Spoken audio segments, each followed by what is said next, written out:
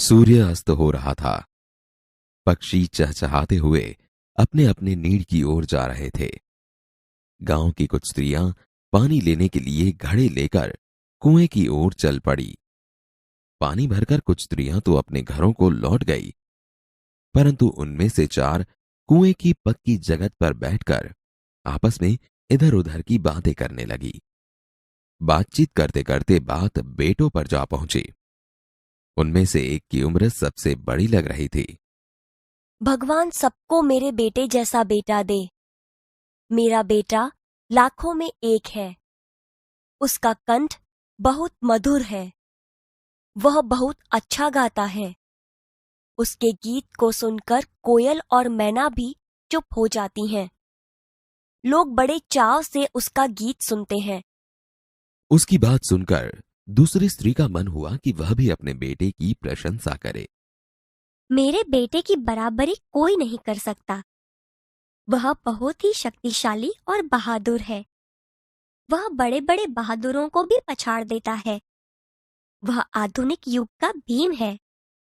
यह सब सुनकर तीसरी औरत भला कैसे चुप रहती। मेरा बेटा साक्षात बृहस्पति का अवतार है।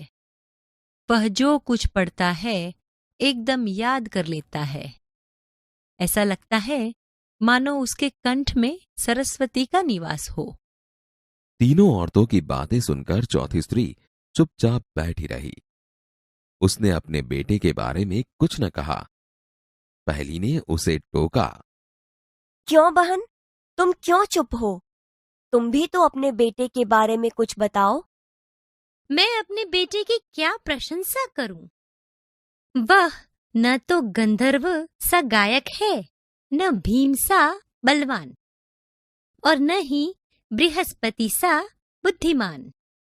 कुछ समय बाद जब वे सब घड़े सिर पर रखकर लौटने लगी, तभी किसी गीत का मधुर स्वर सुनाई पड़ा।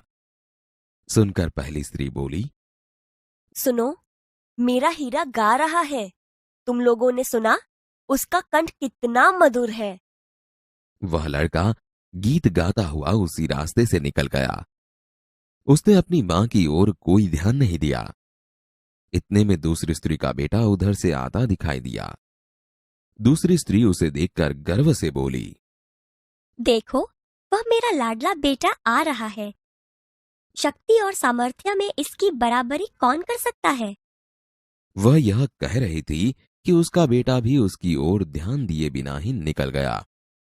वे कुछ आगे बढ़ी तो एकाएक तीसरी स्त्री का बेटा उधर से संस्कृत के श्लोकों का पाठ करता हुआ निकला। उसके उच्चारण से ऐसा लग रहा था मानो उसके कंठ में साक्षात सरस्वती विराजमान हो।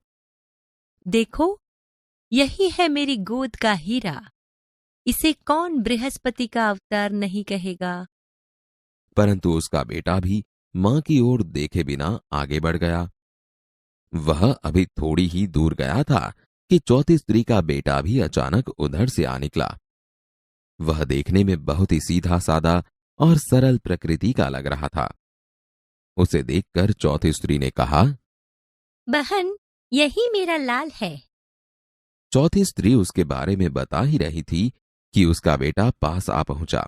अपनी मां को देखकर वह रुक गया और बोला, मां, लाओ मैं तुम्हारा घड़ा पहुंचा दूं। मना करने पर भी उसने मां के सिर से पानी भरा घड़ा उतारकर अपने सिर पर रखा और घर की ओर चल पड़ा। तीनों औरतें बड़े ही आश्चर्य से चौथी स्त्री के बेटे को देखती रहीं।